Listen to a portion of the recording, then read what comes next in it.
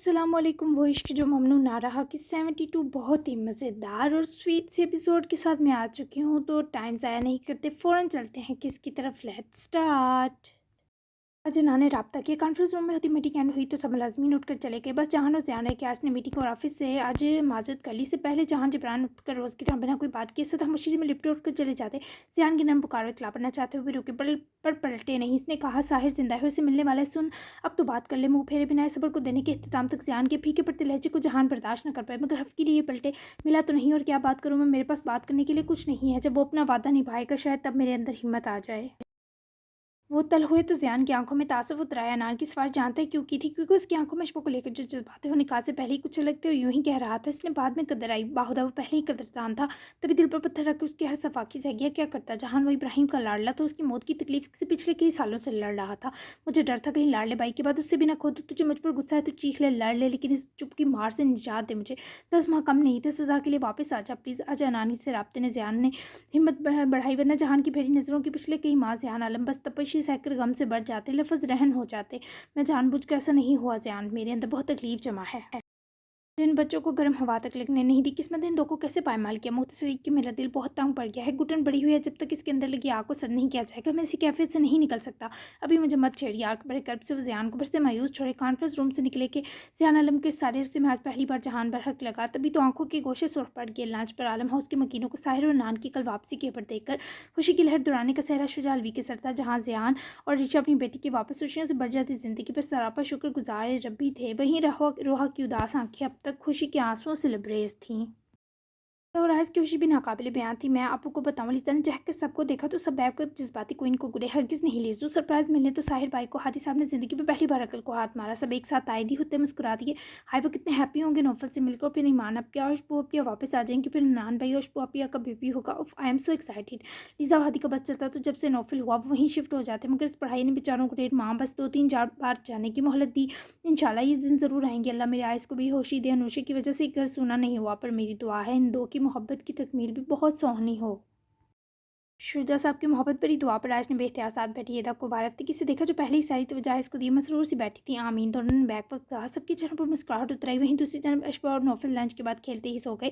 तो ईमान ने दादू के संग डिनर की तैयारी में उनकी मदद करवाने किचन का रुक किया। वो इन गुजरे माह थोड़ी बदल गई थी, सादा रहने लगी थी। बाल खोलने के बजाय ढीली सी चुटियाँ बनाए रखती, ना सजती ना सवरती। नौफल की पैदाइश नॉर्मल हुई, जिसकी वजह से ईमान ने बहुत जल्द अपना गेन वेट भी लूज़ कर लिया। लेकिन अब वो पहले की तरह बहुत ज़्यादा दुबली पतली नहीं थी, बल्कि चेहरे से थोड़ी बड़ी लगती। बाकी फिगर इसने काफ़ी मेंटेन किया, और ये सब देसी खुराक का नतीजा था। और बहुत दादों की टिप्स जिन पर अमल करके वो खुद भी प्रेगनेंसी के दौरान काफ़ी पुरसुकून रही। आज दिल हल्का हल्का लग रहा है, ऐसे जैसे कोई दिल से बोझ उतर गया हो। आज रात के लिए वो 2 कड़ी चावल बना रही थी, साथ अशफाक की फरमाइश पर चपली कबाब और मीठे में भी कुछ डिसाइड ना हुआ। ईमान पकौड़ों का सामान बनाने के बाद मसाला कुछ देर फ्रिज में रखा ही कहीं दादों के पास ही सोफे पर बैठी उनकी मुस्कुराहट और सुकून ईमान को मसरत दे गई। दिल पर बोझ हम खुद लाते हैं दादू, इस दिल और दिमाग की कारस्तानी है सारी। आपने जिस मोहब्बत और शफकत से मुझे संभाला और अशफाक को संभालने में मेरी मदद की, मम्मा से बढ़कर प्यारी हो गई हैं सच्ची। अल्लाह आपका दिल हमेशा हल्का रखे और आपका साया हम सब बच्चों पर सलामत रहे। वो आज दिल से इतराफ़ कर रही थी, जबकि गुलबख्त की इन्हीं बच्चों में जान बसती थी। तू मुझे बहुत प्यारी है ईमान, मेरे साहिर की जो है पुत्र। मैं तुझे अशफाक को ना संभालती तो कोई ना संभाल पाता। बस मेरा बच्चा जल्दा जहाज है। आंखें तरस गई हैं उसकी सूरत देखने को। दादों की आवाज़ भी की तो ईमान फ़ौरन उनके सीने लगी। मेरी भी दादो। वो सुनहरी कशिश दिलकशी खो बैठती, आंखें भी बीक गई। अल्लाह सकत से ज़्यादा नहीं आजमाता मेरे बच्चे। देखना वो जब तेरे और नौफल के पास आएगा, वैसे जब वो आएगा नौफल के बारे में इसके साथ शरारती ददिया प्रैंक करेगी तो देखना। दादों का एकदम शरारत पर माता होना ईमान को भी मुस्कुराने पर मजबूर किया। अब वो कैसे दादो? ईमान ने बीकी आंखें रगड़ते चेहरा ऊपर को उठाया, इश्तियाक से पूछा, इसे कहूँ कि तेरी मान की ज़िंदगी में कोई तुझसे भी अहम हो गया, देखना कैसे जल बुन जाएगा। बख्त साहिबा की इतनी खतरनाक प्लानिंग सुने वो झटके से सीधी होकर बैठी। अरे ना दादू, उनका दिल रुक गया तो। ईमान ने दिल पर हथेली जमाते सहम कर मतानत भरी सरगोशी की तो नहीं। ईमान पर ढेरों प्यारा है, कोई नहीं रुकता, दिलविल शेर है वो। हमें इतना बड़ा झटका दिया, हमारा भी तो हक बनता है। दादू तो मौक़िफ़ पर डटी थी। ईमान की घबराहट इस वक्त को सोचकर कम हुई, हसरत बनी। लेकिन वो वक्त कब आएगा? नौफल कितनी जल्दी बड़ा हो रहा है, मैं नहीं चाहती साहिर उसका बचपन मिस करते। बहुत सारे अच्छे मोमेंट तो वैसे ही हम दोनों ने खो दिए हिज्र के हाथों दादो। ईमान की आंखें साहिर की बेइंतहा कमी पर एक बार फिर बिकने लगी। हौसला कम नहीं करना पुत्र, जो नसीब में ना हो इसकी हसरत नहीं पालते, जो मुकद्दर हो उसका रश्क अपनाते हैं। क्या ये कम है? वो तुझसे दूर होकर भी दूर नहीं हुआ। तेरे अंदर उसकी मौजूदगी तुझे सांसें देती रही। नौफल की सूरत, इसने तुझे अकेला नहीं छोड़ा। ये अल्लाह का बहुत बड़ा करम हुआ तुझ पर। दादू की ही उम्मीद अफ़ज़ा बात है तो आज तक ईमान को साबित कदम रखे हुए थी, लेकिन वो अशफाक के लिए बहुत कम सज़ा थी। जब अपना दुख अशफाक को देखकर भूल जाता है। इसको किस चीज़ की सज़ा मिली? दादू क्या बेलुस होकर मोहब्बत करने की, जिसने अनान के साथ गुजारा करने की हर इंतहाई कोशिश की और सिले में वही शख्स से छिन गया। सच पूछें तो मुझे नौफल ने बहुत बहादुर बना दिया, लेकिन साथ ही अशफाक की तकलीफ ने इतना ही कमज़ोर भी बना दिया। मैं जब अशफाक की उदास आंखें देखती हूँ तो लगता है मैं अनान से किए वादे को निभाने में नाकाम हो गई।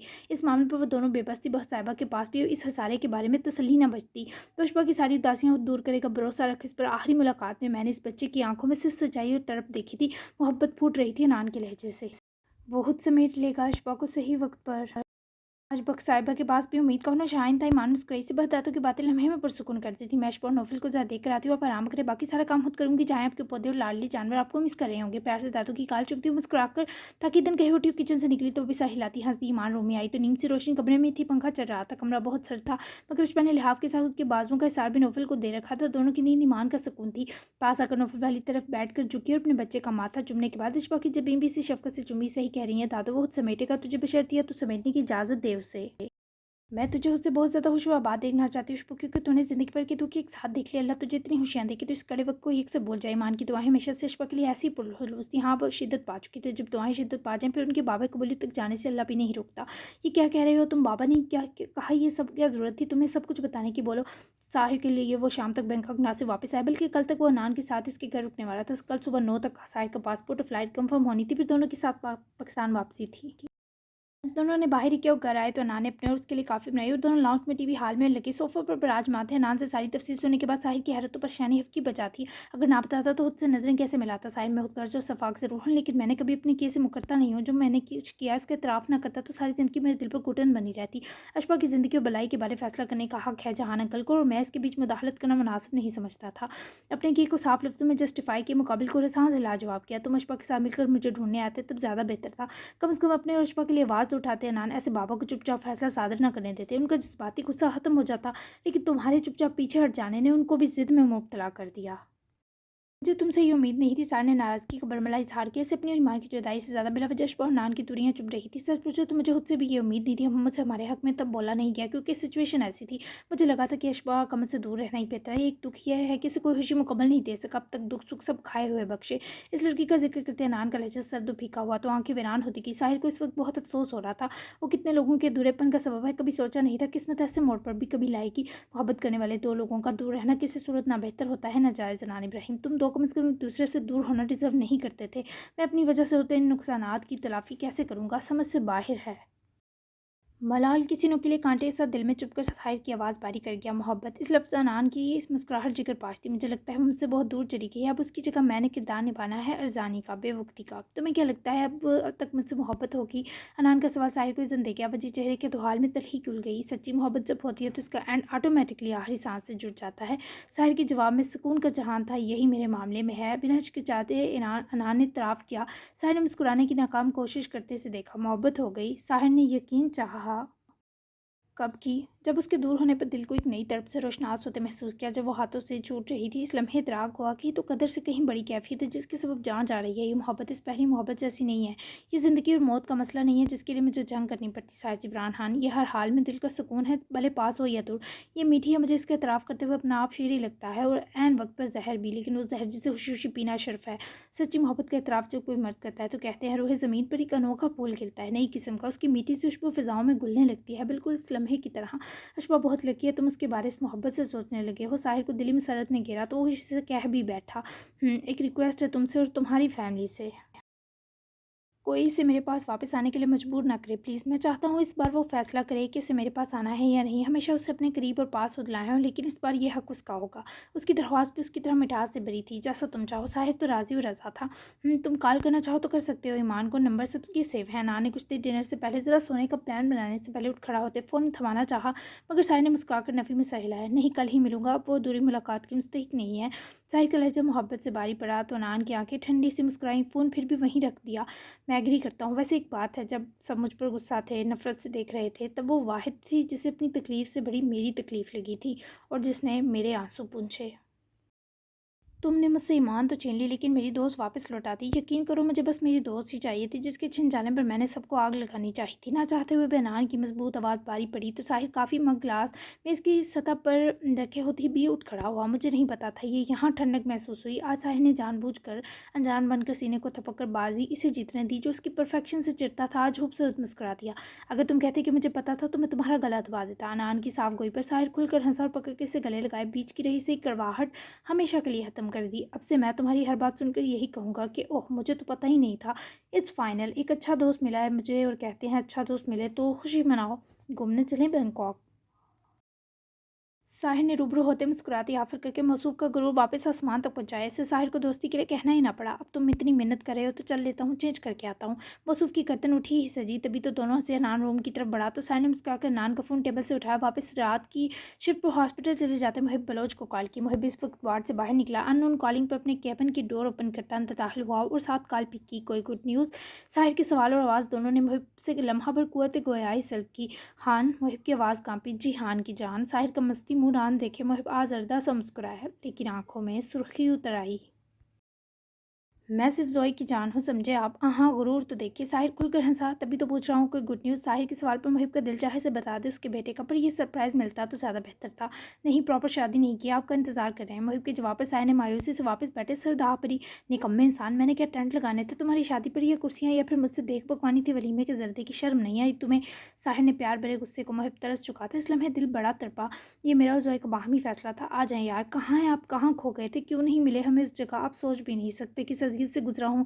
मुहिब का कर बड़ा तकाजा और तकलीफ़ का इजहार साहिर को भी संजीदा कर गया।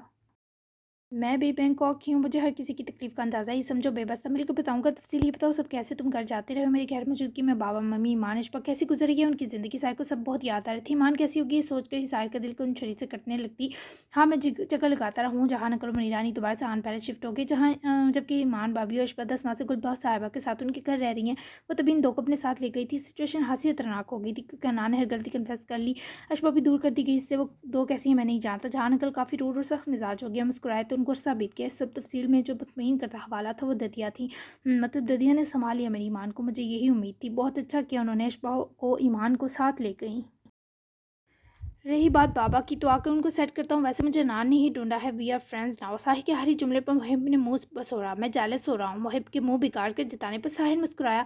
तुम तो जोई की जान हो, फिर क्यों जेलस हो रहे हो? उसका हान किसी से कम थोड़ी था। आप मेरा गरूर भी तो हैं हान। मोहब्बत और ताज़ीम लहजे पर गालिब आई। वो तो तुम भी हो मेरा, एडजस्ट कर लो यार, सवाब मिलेगा। साहिर की मस्कीन गुजारिश इस बार मुहिब को भी मुस्कुराहट बख्श गई। फौरी दिलवसी किया। कर लिया। क्या याद करेंगे? कब आ रहे हैं वापस? बेताबी से पूछा। कल इंशाल्लाह। मुस्कुराहट में खुशी थी। मतलब मुझसे परसों ही मिल सकेंगे? मुहिब ने छेड़ा। हैं वो क्यों भला? साहिर चौंका। कल की शाम और रात आपकी ईमान भाभी के नाम जो होगी। मैं कुछ ज़्यादा सही हूँ, परसों पर भी राज़ी हूँ। इस जिक्र ने साहिर को तकलीफ़ सी दी। कैसे ईमान को दी जुदाई की तलाफ़ी करेगा? अभी तो सोच कर ही दिल कांप उठा था। ये तो है। ठीक है, मिलता हूँ फिर तुमसे। मेरे वापस आने तक तुम्हारी शादी की तैयारी मुकम्मल हो जानी चाहिए बलोच साहब, वरना मेरा हाथ होगा और तुम्हारे बाल बिना घोड़ी चढ़े बाप बने गंजे हो जाओगे। जानलेवा से धमकी देते साहिर ने राब्ता तोड़ा जबकि मुहिब हंसा क्योंकि वालदा को रो की तैयारी वहीं से जारी करने के लिए मैसेज जो करने पर मजबूर हो गया था। साहिर और अना ने डिनर एक साथ बाहर ही किया। कुछ खास जगह ही घूमे और ये आउटडोर गैदरिंग आज इन दो की बहुत अच्छे दोस्तों जैसी थी। अनान एनजीओ भी गया, उनकी मदद का पर्सनली शुक्रिया अदा किया। फैडर को भी उसकी वीडियो डिलीट किया, आज़ादी दी। लौटने में रात होगी तो उसके बाद दोनों बस एक एक कमरा पकड़कर लंबी तानने के ही इरादे रखते थे। वहीं दूसरी तरफ नौफल उठा तो ईमान इसे उठाकर ले गई जबकि अशबू को सोने दिया। वैसे भी अशबा की नींद बहुत कम हो गई थी तो जब भी वो सोती ईमान की कोशिश होती इसकी नींद हराम ना हो। मगरिब की अजान पर खुद ही अशबा की आँख खुली। उफ़ ईमान, असर कज़ा होगी, जगाया नहीं इस चुड़ैल ने मुझे। अशबा ने फ़ौरी आंखें मलते उठकर वाशरूम का रुख किया। पहले कज़ा असर पड़ी, फिर मगरिब पढ़ने के बाद कमरे से जाने लगी। तभी फ़ोन बजने पर हैरत से पलटी। इतने माह हो गए उसका फ़ोन रील्स और ड्रामे देखने के सिवा किसी काम ना आया था और आज इस पर कॉल आना वाकई हैरत की बात थी। सुषमा ने वापस कमरे के वस्त में आते बेड की पायंती पर से फ़ोन उठाकर वो अजीब सा नंबर देखा तो आंखों में जलन होने लगी। इस इंटरनेशनल कॉल पर से सिर्फ एक ही जालिम इंसान का गुमा हुआ। अशबा के हाथ कप कपाए, बस न चला कॉल काट देती पर वो अनान से नाराज़ थी पर दिल तो उसके लिए तड़प रहा था। तभी उसका गुमा लिए फौरी कॉल पिक की। जी कौन? अशफा ने इत्मीनान से पूछा, जबकि अपने कमरे में खुली खिड़की के पास खड़ा अनान बड़ी जल्दी से बात करने की हिम्मत इकट्ठी कर बैठा। तुम्हारी इस जी को सुने लगता है सदियां बीत गईं। पहचान लोगी आवाज़ से या तारुफ देना पड़ेगा? नीम मगर मुरझाया लहजा अशफा धुंधलाई आंखें गैर मरी नुक्ते पर जमाते वहीं गिरने के अंदाज में बैठी। आपसे मजीद जान पहचान की मुझे ज़रूरत तो ख्वाहिश नहीं रही। किसकी इजाज़त से आपने छीन चुकी? अशफा नूर से राब्ते की कोशिश की।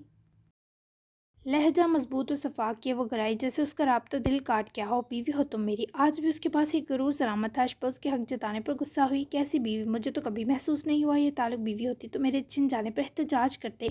आपने तो शुक्र मनाया किसी ने आपसे। अशपा छीनी हंस कम जहाँ पाक जान छुटी और भाग गए हमेशा की तरह। अब मफरूर ही रहें तब तक जब तक मैं मर नहीं जाती। खराब बेजान करता, हुक्म सादर करती से पहले वो फ़ोन पर रख देती। वो रोक बैठा। कैसे एहतजाज करता? वो बाबा हैं तुम्हारे। अनान ने वजह दी। मजबूत थी पर अशफा ने रद्द कर दी। और आप भी तो कुछ थे मेरे। आवाज़ रंधी। मैं अब भी हूँ, जल्द आ रहा हूँ। अनान की आवाज़ में कपकपाहट थी। नो, कल को फिर थोड़ा सा प्यार करके इसे बड़ी जुदाई देने के लिए आना है तो कभी मत आए। मिन्नत करती हूँ। वैसे भी भैया के बिना किसी को आपका आना पसंद नहीं आएगा। वो हफ्की से रूठी। अब ये सरप्राइज़ रखना चाहता था। तुम्हारी नाराज़गी के सिवा किसी चीज़ की परवाह नहीं। मनाऊँ तो मान जाना। गैर वाजिया तमहीद बोल जी मत आए प्लीज़। अशफा रोदी वो अपने सबब उसके दुखी दिल पर गमज़दा हुआ। ईमान को भी कुछ मत बताना। अल्लाह हाफिज़। इसने कुछ ऐसा कहा ही नहीं जो अशफा को छुपाना पड़ता। अशफा ने कटी काल पर स्क्रीन देखी और फ़ोन बेदिली से एक तरफ रखकर दिल से हिलाने लगी। क्या इनको साहिर भैया मिल गए? अशफा का दिल बुरी तरह दरका था। आंखों में बदस्तूर आंसू थे। क्या अल्लाह माँ आपने सच में हवेली सजवा दी? मोहिब जान ले लेगा मेरी अगर उसे पता चला मैंने इजाज़त दी है। मोहिब के मैसेज के मिलने की देर थी कि शाम से रात तक बलोच हवेली दुल्हन की तरह सज गई। फरजाना हनम ने वीडियो कॉल की और लान से हवेली की सजी इमारत जोई को दिखाई तो किचन में काम करती जोई घबरा कर काम छोड़े बाहर सिटिंग एरिया में आकर बैठी। अब वो नहीं लेगा जान मेरे बच्चे। सारी की बात हो गई। इससे खुद ही इजाज़त दी मोहिब ने। अब तुम भी फ़ौरन आ जाओ ताकि तुम्हें मायूं बिठाया जाए। ये न्यूज़ वाकई दिल तिड़काने वाली थी। अव्वल तो मोहिब की ऑफिशियल दुल्हन बनने का लंबा इंतजार किया जो ख़त्म होने का नाम न ले रहा था। और अब अचानक ये खुशी की खबर जोई की बर्दाश्त से बहुत बड़ी थी। आप जब हुक्म करेंगी आ जाऊंगी माँ। फरजाना की मुस्कुराहट थमी क्योंकि जोई की आंखों में नमी थी। तुम रो रही हो मेरी प्यारी बेटी? माँ का प्यार भरा सवाल इसे सच में रुला गया। इस लम्हे का बहुत इंतज़ार किया। तभी ये मेरी ज़िंदगी की सबसे बड़ी खुशी है माँ। बस पॉप्स की वजह से अब दिल परेशान रहने लगा है। उनकी सज़ा मेरी तवक्को से तवील होती जा रही है। जोई के लहजे में नमी थी और उसकी इस तकलीफ़ पर फरजाना भी वैसी ही अफसरदा हुई। क्या करें बच्चे, गुनाह बड़े हों तो सज़ाएँ भी बड़ी होती है। फ़िक्र मत करो, वो हॉस्पिटल में डॉक्टर की निगरानी में है। बस तुम आ जाओ हमारे पास अब। माँ का हुक्म सर आंखों पर था पर मुहिब की इजाज़त के बिना वो कैसे आ जाती? जैसा आप कहें एक बार मुहिब से पूछ लूँ माँ, फिर आपको आने का वक्त बताऊंगी। जोई ने प्यार से कहा तो फरजाना ने डेरों दुआएं दिए राब्ता तोड़ा। जोई ने गहरा सांस खींचा। एप्रन उतार कर किचन कैबिन पर रखे वो डिनर अपने लिए बनाकर फ्रीज करती किसी कार पर रेडी हुए हॉस्पिटल के लिए निकल गई। फरजाम साया की तबीयत फिर बिगड़ गई थी। जब तक ज़ोए पहुंची फरजाम की हालत स्टेबल कर ली गई, लेकिन ज़ोए बस बाहर से ही देखकर कुछ देर हॉस्पिटल के लॉन में आकर बैठ गई। रोनाल के यूनिवर्सिटी जाकर भेजी पिक्स देखी। वो फीका सा मुस्कुराई। वह इन तस्वीरों में बहुत खुश लग रहा था। वही डिनर तक हॉस्पिटल से वापस घर आया तो सजावट देखते ही कदम लॉन की सिम बढ़ाए ज़ोए को कॉल की। वो अब तक वहीं बेंच पर गुमसुम बैठी थी। मोहिब का नाम देखकर मुस्कुराई और फौरी कॉल पिक की। कब आ रही हो मेरे पास? पहला सवाल ही बेकरारी से लबरेज था। बहुत तरसी थी वो इस सवाल के लिए क्योंकि ये मोहिब तो उसे भी बहुत मुद्दत बाद मिला। जब कहोगे जवाब दुगनी जानिसारी से भरा था। तो आ जाओ पहली फुर्सत से। अपनी असल जगह मिस कर रही होगी मुझे। ऐसी पुकार पर तो सर के बल चले आना भी कम था। हाँ, क्यूट और उदास मुहिब से बोर हो गई हूँ। जैसे गोद में सर रखकर चुपने और गले लगकर रोने के सिवा सब भूल गया था। शिकवा मोहतरमा ने पूरी दलेरी से किया है जाने बिना कि अंजाम खतरनाक होने वाला है। मुहिब की खुशी से भरी आंखों में सरूर ने अपनी वापस पहली जगह संभाली। अब क्यूटनेस और उदासी के अलावा हर चीज़ का मुजाहरा होगा। फिक्र मत करो, आ जाओ। ये रौनक तुम्हारे बिना किस काम की जोए। जब से हाथ से बात हुई है मेरा दिल दिमाग और ये वजूद तुम्हारी पहले जैसी तलब का शिकार हो गया है। मैं बहुत पुरसुकून होना चाहता हूँ जो सिर्फ तुम्हारे हाथ में है। महबूब का इलाज जोई का दिल इतनी दूर बैठे कब कपा रहा था तभी तो डर रही थी। हाँ ना आओगे? तुम्हारा एनर्जी लेवल हो गए चंद लम्हों में बदल गए। तुम मोहिब बोलो शादी भी इन्हीं से कर लो। जब उनकी आमद की खबर पर तुम पर ऐसा असर कर गई है तो उनके आने के बाद तो तुमने मुझ मस्कीन नहीं नवेली दुल्हन को लिफ्ट भी नहीं करवानी। ये सच में इस वक्त जल बुन रही हूँ तुम्हारे बदले रंग देख कर। जोए ने हफ़त से डांट तक दिया। वो जलती भी है। ये आज खुला था मुहिब पर तभी तो मसरूर होकर वहीं लान में लगी कुर्सी पर बैठा बाहुदा ईमान बाबी मुझे मरीख पर भिजवा देंगे अगर मैंने उनके सायर पर नज़र रखी। मुहिब का मूड शरारत पर इतनी मुद्दत बाद माता था तो जोए ने भी इसे शरारतें करने की खुली इजाज़त दी। छी छी कितने गंदे हो तुम। जोए ने बुरा मुंह बनाया जिस पर मुहिब हंसा। उसकी हंसी कल तक नापैद थी। तुमने भी तो मुझे बहकाने की कोशिश नहीं की बल्कि जब भी मैं बोल चुका आउट ऑफ कंट्रोल होता तो तुम भाग जाती थी। सारा इल्ज़ाम मुझ पर मत डालो। तुमने शुक्र मनाए रखा है सारा अरसा। मोहिब साहब कैसे पीछे रहते, चुन चुन कर हिसाब लेते। जोए का चेहरा सुर्खियों में डाला तो जोए को अपना हर फरार याद आकर हया से शर्माने और घबराने पर उकसा गया। कितने तेज हो तुम। जोए ने मुस्कुराहट दबाते उल्टा चोरी पकड़ने पर मुकाबिल को लताड़ा। तुम मुझसे भी तेज़ हो, हर काम की बात करो, मुझे बातों में ना उलझाओ। लड़की आ जाओ कल मेरे पास। मुहिब की सुई वापस वहीं अटकी थी। जोए बुखलाई। कल? बेख्तियार बड़बड़ाई। हाँ आज तो मुमकिन ही ना, यहाँ आग लगी जिसे बुझाने तुम्हें इमरजेंसी की फ़्लाइट पकड़नी ज़रूरी है। कल तसल्ली से आ जाओ। मुहिब की बेबाक बातों पर घबराया सा मुस्कुराई। लेकिन मुझे तो धुएं की स्मेल यहाँ तक आ रही है। जोए की सरगोशी पर मुहिब की आंखें शर्मंगेज हुई। देखा, कहा था ना मुझसे ज़्यादा तेज़ हो। फौरी मसूब पंजे लड़ाने पर उतरे। जोए चहकता हंसी मगर फिर उदास हो गई। पॉप्स की हालत अच्छी नहीं है मोहिब। आवाज़ में नमी घुल गई। आई नो, तुम शादी के बाद फिर चली जाना, जाती रहना, बिल्कुल कोई पाबंदी नहीं है। मोहिब ने फ्री हैंड छोड़ा जबकि वो इस पर मशकूर थी। हाँ लेकिन मैं तुमसे बार बार दूर नहीं जाना चाहती। अब सद के दिल से जो चाहा कह दिया, मैं साथ चला जाऊंगा। अब खुश। ऐसी मोहब्बत सदका उतारने के लायक थी। वो जोई की उदासी को भी अहमियत देता था। बहुत खुश। I love you Mohib. प्यार से लबरेज हुए बोलने पर मजबूर हो गई।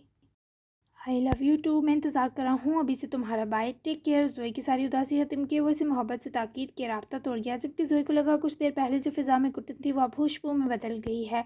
जारी है इमान साहिब की मुलाकात कल। मोस्ट डिमांडिंग एपी थी भाई आज की। किस कैसी लगी ज़रूर बताएं। बेस्ट सीन और डायलॉग कौन सा था ये भी बताना मत भूलिएगा। और नए आने वाले चैनल लाजमी सब्सक्राइब किया करें। ये जो बिना सब्सक्राइब किए किस पढ़ के गायब हो जाते हैं ना, प्लीज़ सब्सक्राइब बटन दबा दें ताकि मेरा भी थोड़ा भला हो जाए, ठीक है। तो मिलते हैं 73 एपिसोड में, तब तक के लिए अल्लाह हाफिज़, बाय बाय।